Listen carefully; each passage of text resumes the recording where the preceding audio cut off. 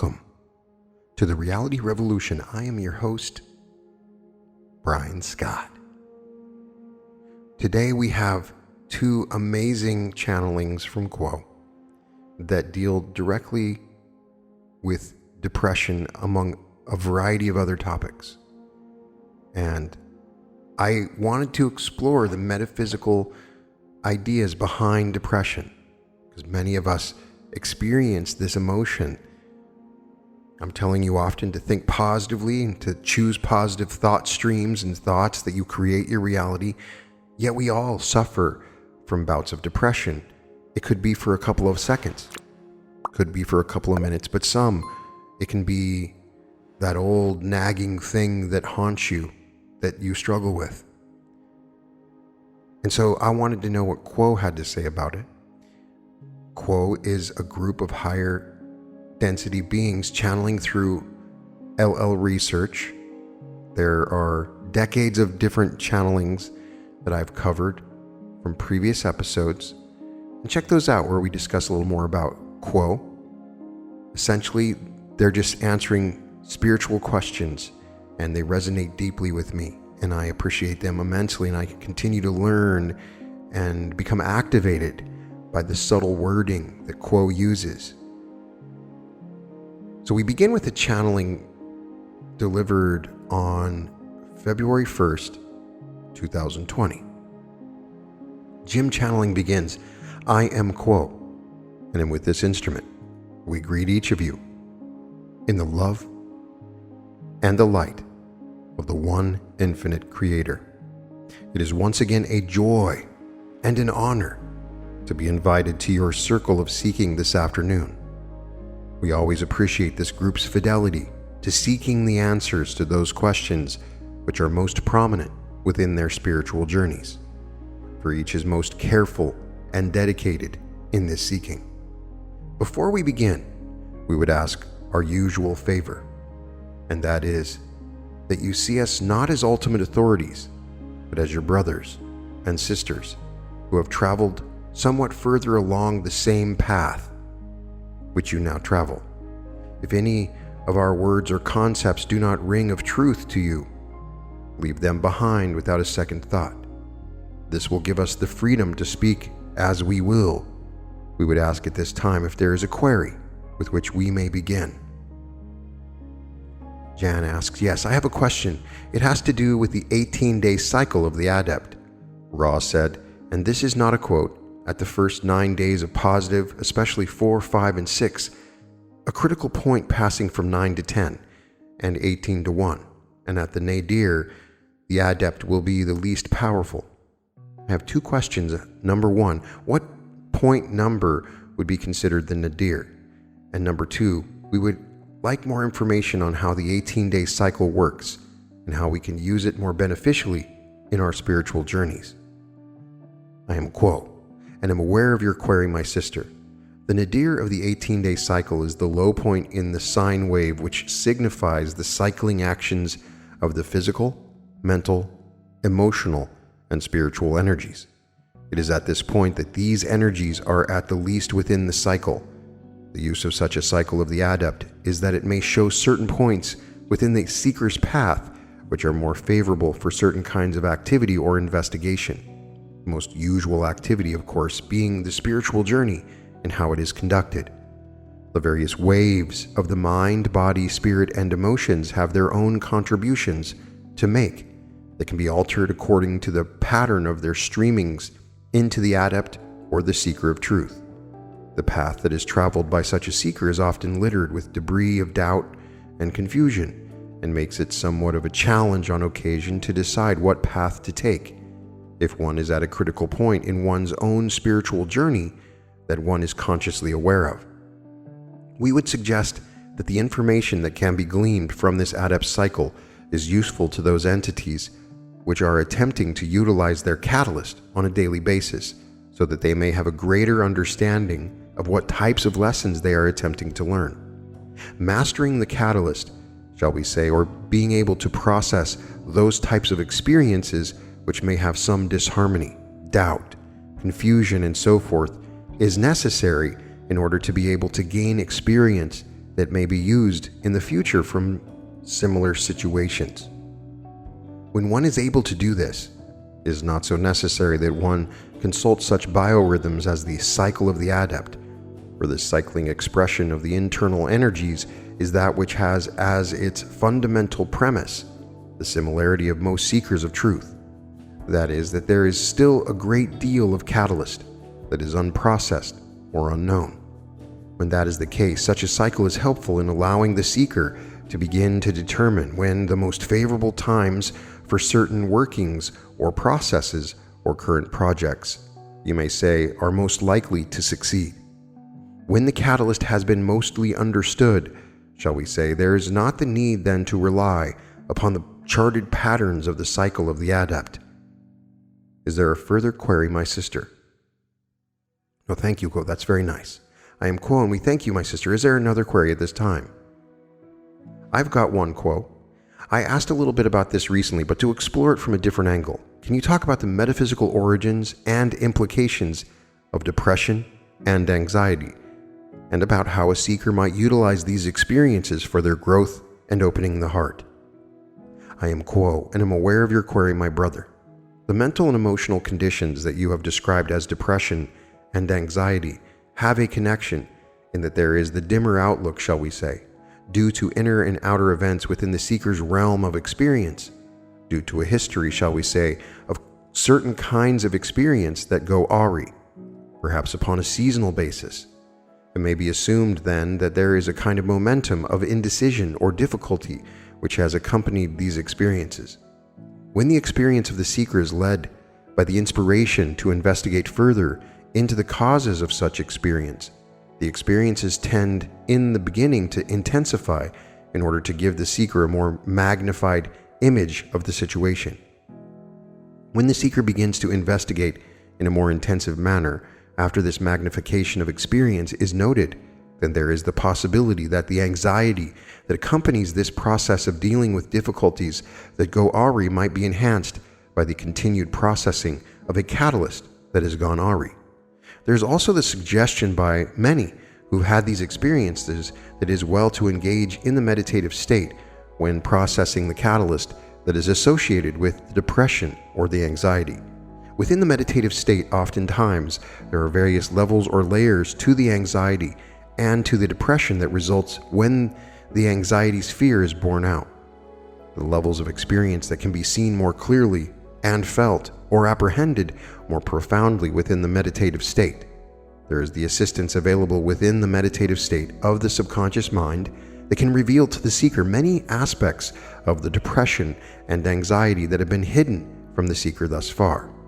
When the meditative state is utilized, it is often well to offer a prayer, shall we say, within the meditative state, that other entities that are associated with the seeker, such as the higher self or guides, be available for inspiration or information that can point a direction to the seeker, whose heart is pleading for that which it desires to know and to be more and more of the one infinite Creator. For each of us, as seekers of truth, contain the great Creator within, and each of us has the ability to reveal more and more of that Creator as we process this catalyst that is so rampant upon your third density illusion at this time.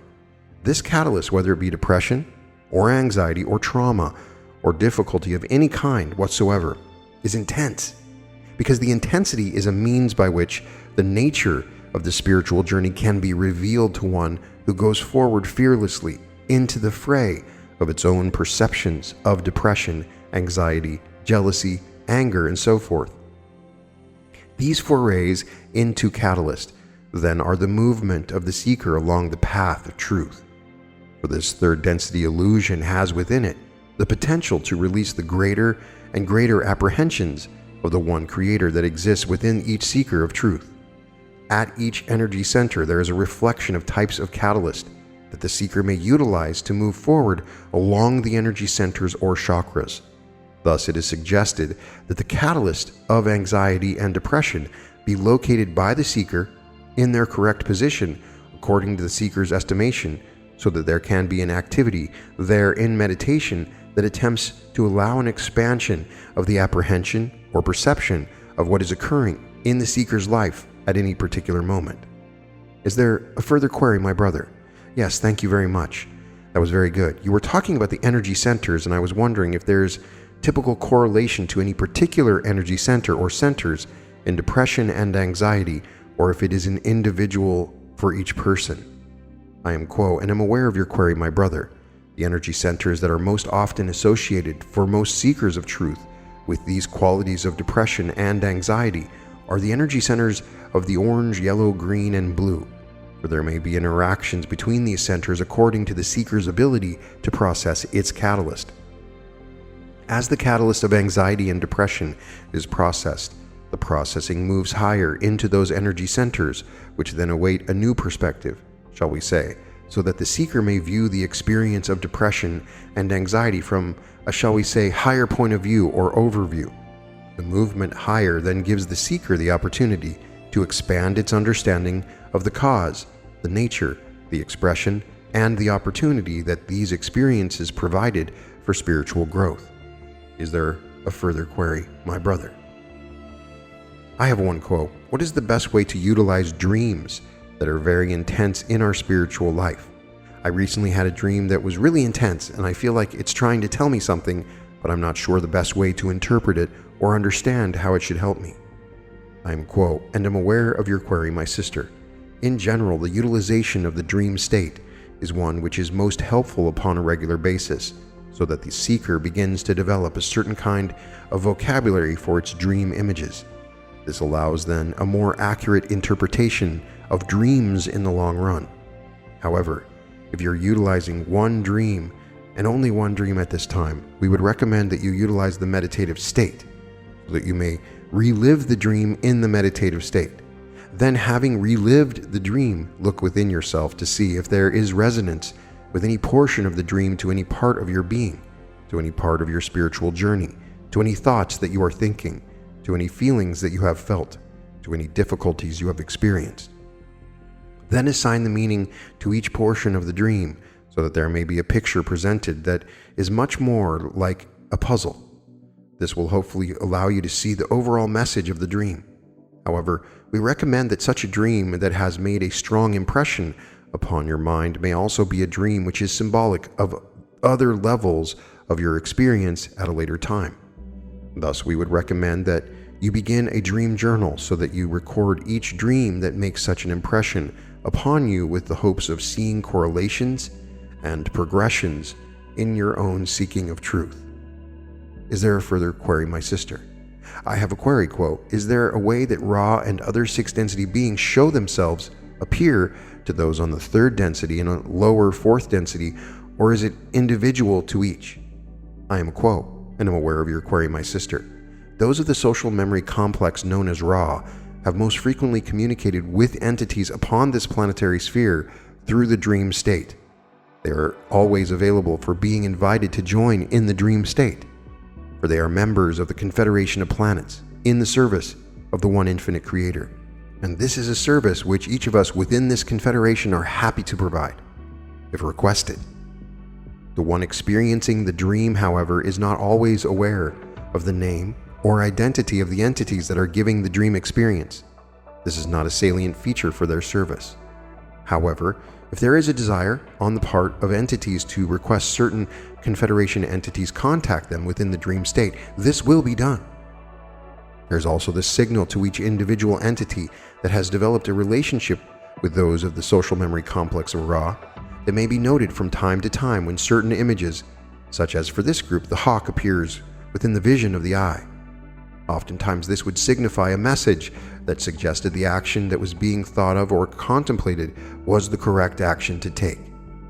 Each individual seeker, however, if it is able to develop a relationship with any of the Confederation of Planet entities, will be able to develop such a recognition of such sigils or images.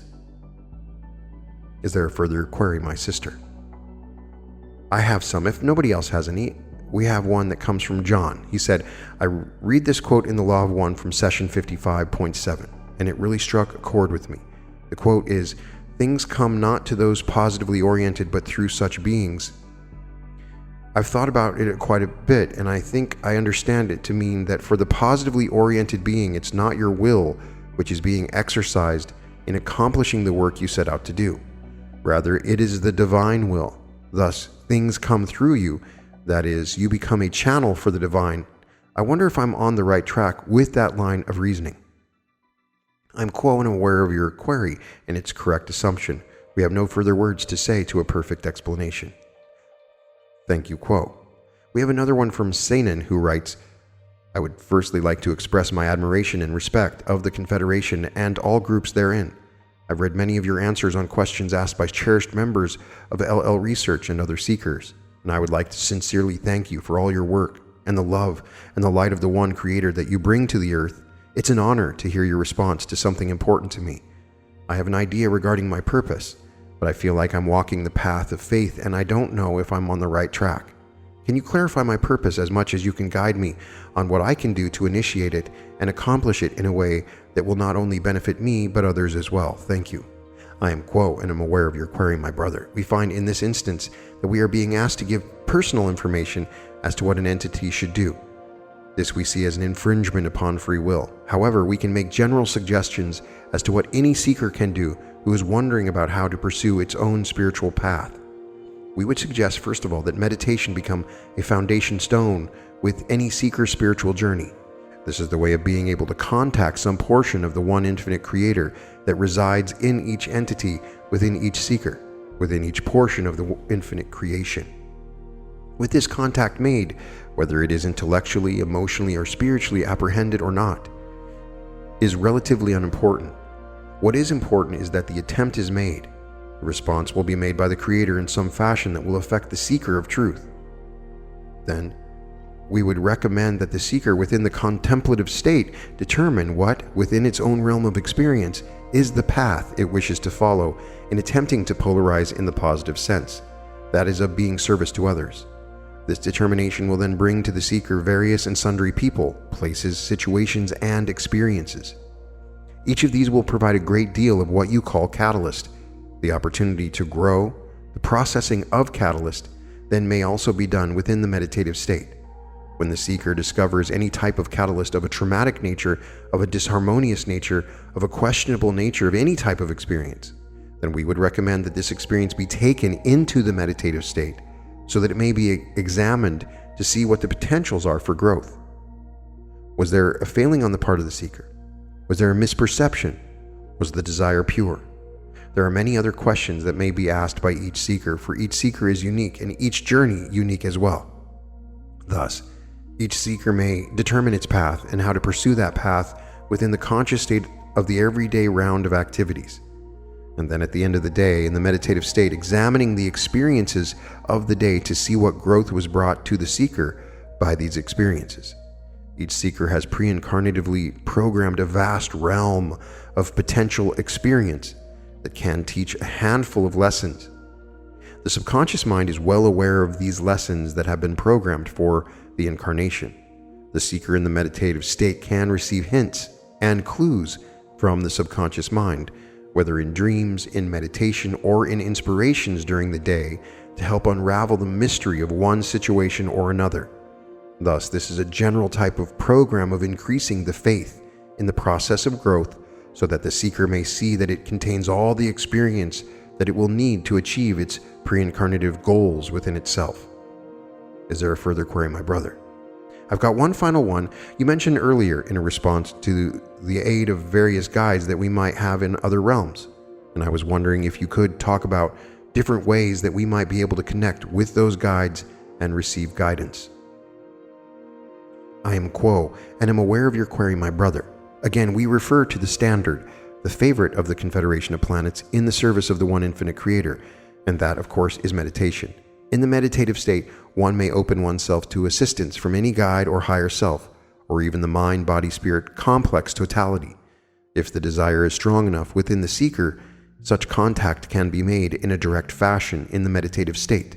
The dream state is also quite helpful for the seeker to ask for such assistance. The technique most helpful, we believe, is to, as you are retiring for the evening, make what you may call a prayer to your guides or higher self, or whomever you seek assistance from. to reveal unto you information for a certain situation that is of priority to you at the time. Then keep by your bedside the table and pencil so that you may write down the dreams as soon as you awaken. Or, if you wish, you may utilize the flashlight that is dim enough not to awaken one completely to be able to record the dream in the middle of the night after the dream has been completed. One may also utilize the pendulum to get simple yes-no responses from guides or the higher self. This requires, of course, the practice with the pendulum in order to be able to determine what the yes would be for you and what the no would be for you. There's also the possibility that as you sit in contemplation at the beginning of the day, or at the end of the day, or at any time during the day that you have time to relax, that in the contemplative state you open yourself to such requests to your guides, so that an inspiration perhaps might be funneled to you through your own mental capacities. We moved to a channeling delivered on July 26, 1987, right after the raw material was channeled. What is depression and how do you deal with it? Carla channeling. I am Quo. I greet you in the love and in the light of the one infinite creator. I come to you from farther away than usual this evening, for we are engaged in some light work of a planet in the star system. We have difficulty transmitting the name to this instrument, Regulus. Yet still we maintain connection with this instrument, as it is our privilege indeed to have any opportunity to address this light group. Your question about depression and what to do about it is a difficult one for us to answer, in that what we would do about depression would be very different from what the people of your planets consider the practical and efficacious approach. However, we will share our views with you, and thank you for the privilege of doing so. It has been written in your holy work known as the Bible that the master known as Jesus is a vine, and his students branches thereof. If you consider yourself as a cosmic citizen, you and all other consciousness in the universe are rooted in the one vine, that is the life-giving vine of love. We use the word, although it is inadequate to express the mystery of the Creator, because as ill-used as that word is among your peoples, it nevertheless evokes knowledge of the most extreme of human emotions, pure living love, stemming directly from the uncreated in perfect order. Imperfect love is a force of unimaginable magnitude, a force which has propelled into being all consciousness, and a force which wishes to assist each portion of consciousness in its full circle through experience and back to the source of love, that which is uncreated, that which is always the same, the one great original thought. Depression is one of many human experiences, as you would call them, in which a branch of the vine is damaged by the cutting off of the supply of food from the root. The invisible strangling of love can come about because of many circumstances. In its worst cases, one may observe in its results those personalities which do not have an emotional bias against murder, theft, and so forth. When one looks for the invisible garret that has so strangled love within such an entity, one cannot see it. Although earnest scholars equate the loss of life-giving emotion with lack of love or even lack of a home in the murderer's early years.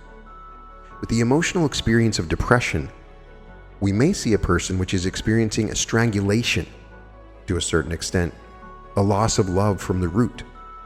And when the person looks to see what the source of this strangulation of love might be, again, it is invisible, for it has taken place within the mind itself. If this material concerning what depression is not satisfactory, we gladly invite your queries after we have concluded the opening discussion. Now, it is not merely an illusion to say that you are experiencing depression. Indeed, we feel that overemphasis on all being an illusion is perhaps detrimental to the balanced progress of a seeker. It is well to attempt to gaze at and consider the self and all of its vagaries. The one who attempts to change depression by denying negative feelings is perhaps on the right track. However, that person has little chance of creating an easement of the strangulation of love simply by speaking it so, for in depression, that which ties the cord too tightly around the vine, that which holds back the supply of love, is a desire to hold in the mind circumstances which seem unacceptable. This desire, whether quite conscious or relatively unconscious in nature, has a very adverse effect upon the supply of the life-giving energy of love, which is falling constantly into each of the portions of the Creator's consciousness. Thus, large portions of the subconscious mind begin to be distracted from processing the catalyst of the present in terms of the present, and begin to process catalyst in terms of an unacceptable portion in the memory of the one who is depressed. It is as if there were a drag upon an engine, so that the engine had to work harder and harder to produce the same amount of work. Or perhaps even better as an analogy, it is as if in a depressed person the unacceptable thing creates a blockage in the fuel line, so that the engine of the mind is ultimately unable to function.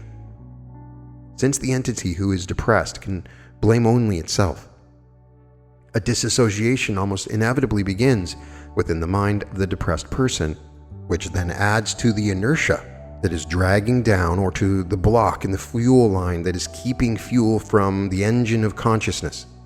It is as if there were two consciousnesses, one healthy and free and thriving, which exists in our dreams and at the core of all illusion, and that consciousness which has come to a standstill, getting, instead of love, a fueling supply of fear and anxiety. Because the rupture lies within the self, it is most efficacious for the depressed entity to call upon two general archetypes. First, it is well to call upon the archetype which you have in essence conjured up in the process of self-strangulation. That is, your consciousness has made the self its own scapegoat. Some there are in your illusion which go through a lifetime of incarnation, never blaming themselves for anything. These entities move in a sleepy existence and do not trouble their hearts or their digestions with a conscience. We speak to those who are sensitive and creative enough to pay attention to their consciousnesses, to ask themselves questions, and to seek in whatever way they can. After gazing at the scapegoat and considering how little you truly wish to make yourself such an archetype, it may then be efficacious for the one who is depressed to consider the archetype of the unified consciousness. We have spoken a great many words about consciousness in the opportunities we have had to communicate with this group. We know that to us it is a synonym for your words, spirit, or soul. You know that consciousness is almost never seen without some distortion. Depression is merely a very disturbing distortion. We say to you that depression is impossible in a consciousness that is new. If an entity gazes about itself at any point in the lifetime experience, it will see some things which are pleasing and some things which are not. The consciousness which has been your source of life sees the creation with eyes of love, for it is love, and in this love all things are as they should be. Contradistinctive to undistorted love is the operation of free will, which moves within each particle of consciousness in such a way as to make choices possible. Thus, the new consciousness, by the operation of free will, would turn each moment, like a stone, to see each facet of beauty, unity, and love, or perhaps to marvel at those balances which are particularly unusual in those about it. This new consciousness is that which the depressed entity may acquire, not only through meditation, but also through remembering at each moment when it is first noticed that the experience of depression is becoming active.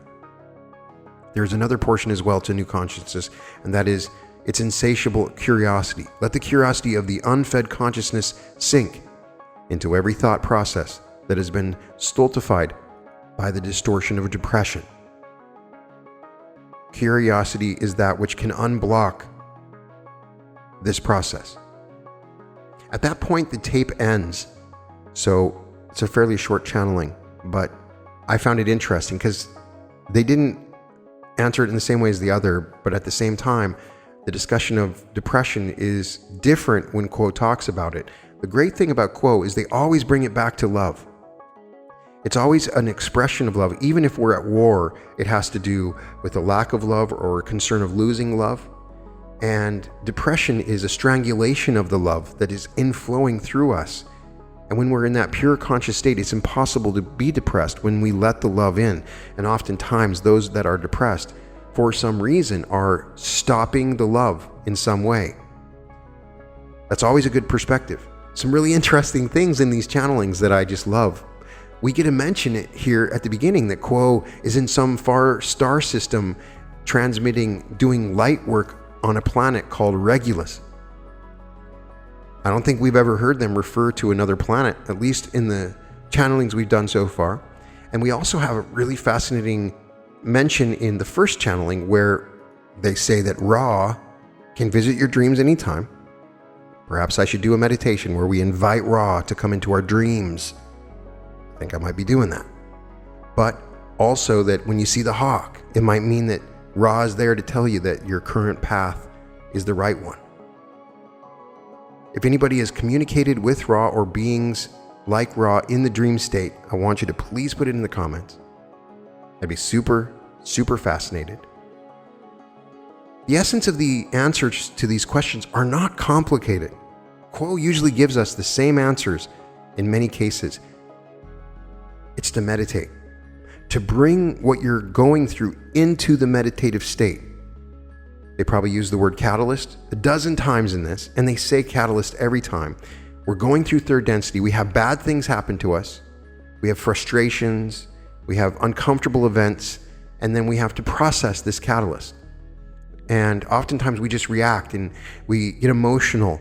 But as we grow spiritually, we learn to take these emotions and experiences into our meditation and to transform them. By doing this, we understand depression, its causes and where it's coming from. And so it could be related to an energy center. It could be related to something else. It is an interesting perspective to take. I know that at least someone out there that's listening to my voice, that's watching this video, is suffering from some sort of depression. Maybe it was in the past or maybe it's right now, and I'm speaking to you. And I want you to know that I love you. I just want you to know that. And you are loved by not just me, by everybody in this group. And I'm sending my love to you. And I want you to know that it's going to be okay.